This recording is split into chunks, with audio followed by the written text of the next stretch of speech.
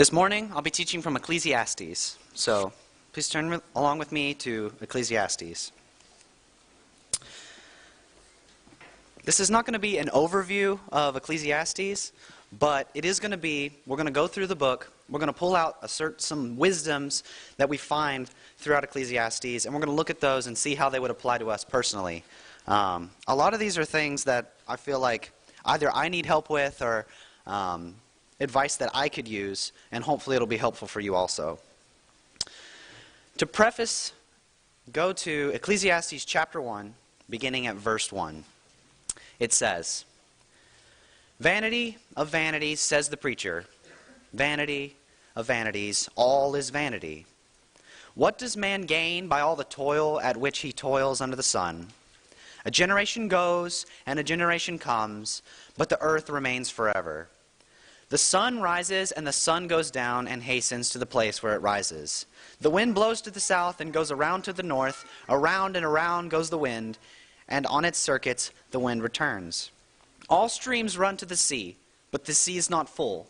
To the place where the streams flow, there they flow again. All things are full of weariness. A man cannot utter it. The eye is not satisfied with seeing, nor the ear filled with hearing. What has been is what will be, and what has been done is what will be done, and there is nothing new under the sun. Is there a new thing of which it is said, 'See, this is new'? It has already been done.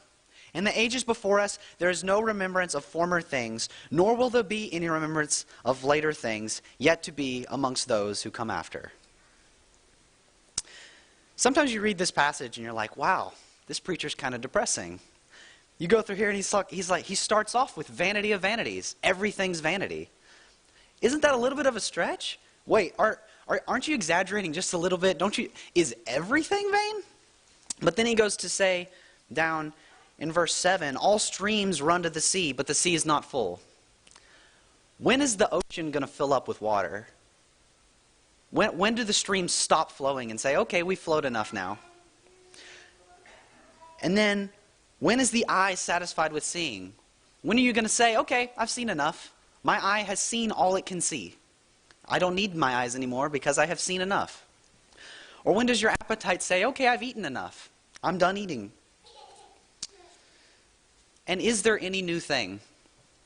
Well, are you ever going to say that, oh, that's something that's never been done before. That's something that has never been seen. Anything that has been is something that someone else is going to reinvent, rediscover later, and everyone's going to be like, wow, this is a new thing. But it's not so new that someone thousands of years ago didn't already know it. Turn to chapter 4 and verse 4. Keeping all these things in context as we go along. Chapter 4 and verse 4 says, "Then I saw that all toil and all skill and work come from a man's envy of his neighbor. This also is vanity and a striving after wind." Think about physical work. What are we working for? When we have our jobs, we have our careers, we go to college, we get an education, we go to our jobs, we work really hard, we want to climb up in the company, we want to save money, we want to invest our money, we want to have a retirement. But why do we do those things? Why do we work every day? What's the money for? Is it because somebody else has a retirement plan and we really like that retirement plan, we want that? Is it because someone else gets to have enough money that they can travel, they can go on trips, they can go on vacations, we want that? Is it because they have a nice house, they have a nice car, they have nice things? Are we trying to get something that we saw that somebody else had and we really want that thing because that other person had it and they look happy? I think sometimes when we think of envy, we think of, I really wish I could take that from someone. I really wish I could have what that person has. That guy has a nice jacket. I wish I could take it from him. That is envy. Don't get me wrong. But envy can also come in a little bit more of a subtle form of, that guy has a nice jacket. Man, I don't have a nice jacket. I wish I had a nice jacket. And then all you think about is, I want that jacket. I want another jacket. Now, the envy, the bitter envy, the one that we always see as envy, it starts first by being more of a subtle envy of, man, I wish I really had that thing. What are you aiming for? Is your goals in life Do they have to do with somebody else has the same goal? You really like that goal, and you want that goal. But is that goal towards something that's eternal, or is it towards something that is temporal? Go down to verse 7. Ecclesiastes 4 and verse 7 says, "Again I saw vanity under the sun. One person who has no other, either son or brother, yet there is no end to all his toil. And his eyes are never satisfied with riches, so that he never asks, 'For whom am I toiling and depriving myself of pleasure?' This also is vanity and an unhappy business." What are you working for? What is your end goal? Work is a good thing, but if you're just working to be working, there is no purpose to your work, then why are you working? What are you shooting for? The preacher gives a picture of a sad person who doesn't have anyone that he can pass his wealth on to. He doesn't have descendants. He doesn't even have a brother that he can give his money to. But he's working so hard. He's depriving himself of joy. He's depriving himself of time and pleasure because he's going to work. But what for? What for? You think like a hamster that just runs in a wheel? Why is that hamster running in that wheel? That hamster will run and run and run and tire himself out, and then it will faint and fall asleep. But why is the hamster doing that? Right? And so often we're like that little rodent who's running around in a circle, but we're doing it aimlessly. That hamster is never going to run eventually and say, "Oh, well now I've gained enough wealth from running around in a circle, and I'm going to pass this wealth on to my other hamsters." No, we're just running around in a circle. What are you working for? Look over in chapter 5 of Ecclesiastes. Chapter 5 and verse 2. "Be not rash with your mouth, nor let your heart be hasty to utter a word before God. For God is in heaven, and you are on earth. Therefore let your words be few. For a dream comes with much busyness, and a fool's voice with many words. When you vow a vow to God, do not delay paying it, for he has no pleasure in fools. Pay what you vow. It is better that you should not vow than that you should vow not pay. Let not your mouth lead you into sin, and do not say before the messenger that it was a mistake. What should God be angry at your voice and destroy the work of your hands? For when dreams increase and words grow many, there is vanity. But God is the one you must fear." How often do we run our mouths before we think? Do we speak before we first thought, is this a wise thing to say? One example that comes out to me on this is you take a younger person like myself. I may be excited about something, I may be angry about something, passionate about something, and I think a lot of times younger people, we have this idea that we want to say something. We have something it's really important and we need to say it. Either good or bad, we need to say it, and we speak and we speak and we speak. And a lot of times it makes us look foolish. But then take the example of an older, wiser person, someone who's been around, someone who's seen a lot. And then think of an example of a wiser person who sits there quietly. They listen and they think and they listen and they think. And then they say very few words, but the few words they say make such an impact because they've thought them through. They're more meaningful than all the words of a young, excited, energetic person can say because they've thought them through. Think what you say before you say it. And now take it under the context of maybe you're trying to influence other people. You want to influence them to good. Make sure that God's doing more of the talking than you are. Maybe you're thinking, I want to help this person. I want to give them advice. I want to encourage them. That's a good thing. You should do that. But is your advice coming from, I think this is a good idea, or is your advice coming from, this is what the Scripture says? God is wiser than me. God knows more than me. And his advice is what's going to help you. So when you see someone who you want to help, point them towards what God has said and less of what you've said. Because God's wisdom is so much higher than ours. Turn with me to chapter 6. Chapter 6 and verse 7 beginning, it says, "All the toil of man is for his mouth, yet his appetite is not satisfied. For what advantage has the wise man over the fool? And what does the poor man have who knows how to conduct himself before the living? Better is the sight of the eyes than the wandering of the appetite. This also is vanity and a striving after wind." You tell me how much you have to eat so that you never have to eat again. I could absolutely gorge myself today with as much food as possible, and I will need to eat again tomorrow. You can eat in the morning, you can fill yourself, you can be full, you can say, I'm satisfied, but by the time the night comes, you're hungry again. Life is like this. Whether it's with the money you wish to obtain, whether it's the pleasure, the joy, the happy moments, whether it's the satisfaction, whatever it is that you're aiming for physically under the sun on this earth, you are never going to eventually get to a point where you say, I'm satisfied for good. You may come to a point where you say, I'm satisfied, but your hunger is going to be opened again. You're going to be hungry again. You're going to want more again. Living for your appetite, living for your belly is vain. Then turn to chapter 7. Chapter 7 and verse 10, it says, Say not, why were the former days better than these? For it is not from wisdom that you ask this. This one's interesting because it's the opposite direction of the appetite. The appetite is saying, I want to eat and eat and eat and go forward until I'm satisfied. But how much more vain is this one to say, I was satisfied. I want to go back to when I was satisfied. If you eat and then you're hungry again, how much sense does it make to wish that you weren't hungry like you were before and then just sit there and think, man, it was nice when I wasn't hungry. It was nice when I was satisfied. What are you going to do? Reflecting on your past successions or your past failures to grow and learn from those things so you can move forward is good.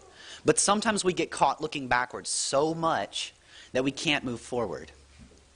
If you're driving your car and you're trying to make sure that you're on the right lane and that you're lined up straight, so you turn around to look and see where you were, you're going to drive off the road. So in the same way with your life, if you're too busy looking backwards, you're looking back to the plow, then you're not fit to plow. You cannot plow a straight line if you're looking backwards. So make sure that you're not spending all your time in this life thinking, man, things used to be good. Things used to be better. And think, what can I do to make things better? What can I do to improve myself? Staying in chapter 7, look down at verse 21. In verse 21 it says, Do not take to heart all the things that people say, lest you hear your servant cursing you. The things you say with your mouth, in the same sense that we were talking earlier, that in chapter 5, of making sure that you're not speaking things without thinking, making sure you're thinking things through, making sure that you're saying all the right things. We've learned the danger of how you can speak and you can hurt someone. But in the same way, if someone can so easily speak and hurt somebody else, then maybe there's a time when you should close your ears. Maybe there's a time when you shouldn't take in everything everyone says so offensively. If it's easy enough for us as people to say things that we didn't really mean and say them hurtfully, I know I've said things that have come across as hurtful to others where I didn't really mean it that way. But in the same way that I shouldn't say those things, I should also not take everything so offensively, take everything so destructively. Sometimes we care too much about what other people think. Sometimes we care too much about the way other people view us. Maybe the world views us as Christians. Oh, that's embarrassing. I'm a Christian. I go to church on Sunday. Every single Sunday. Oh, wait, you do those things? Wait, you do what? What do you believe that? It's really embarrassing sometimes if we're thinking about what everybody else is thinking. What we need to be doing is think, what does God think of where I'm at? Where does God think I am in life? Instead of thinking, what does this other person think where I'm at? What is this other person's wisdom? To constantly be so cautious of what everybody else is thinking is vain. Then turn to chapter 10. Chapter 10 and verse 1. Dead flies make the perfumer's ointment give off a stench, so a little folly outweighs wisdom and honor. If I were to hold this up and I were to ask you, what is this?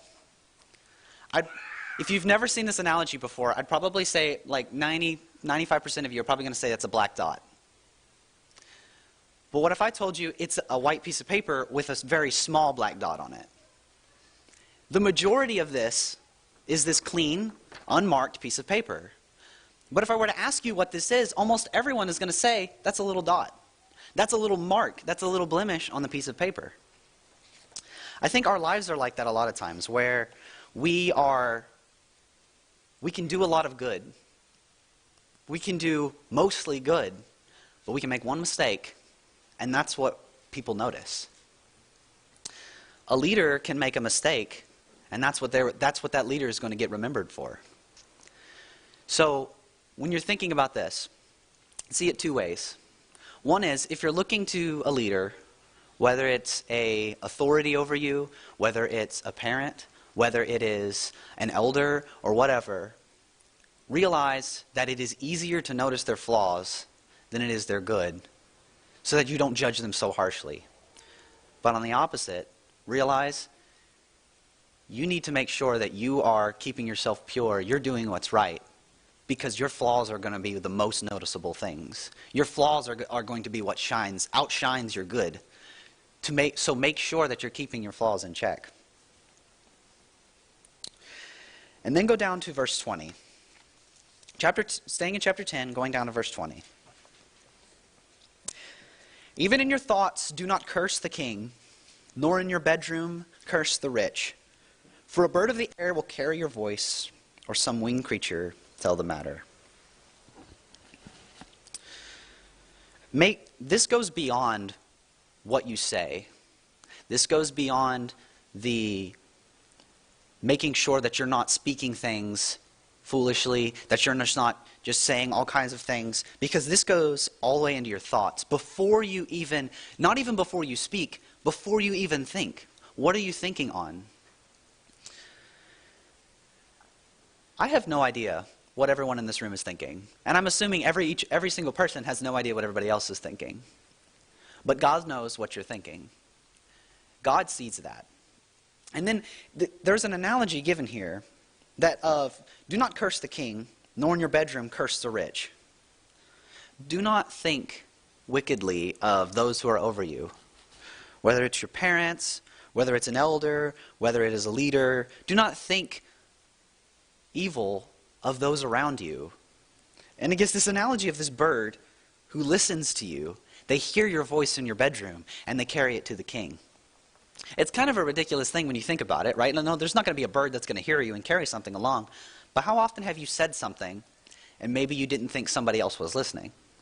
How often have you said something, and maybe you didn't realize that the person who you said the thing to, they didn't agree with you? Be careful of what you say, but before you be careful of what you say, you have to be careful of what you think. And then in chapter 12, in verse 13, this is the conclusion of Ecclesiastes. It says, "The end of the matter, all has been heard. Fear God and keep his commandments, for this is the whole duty of man."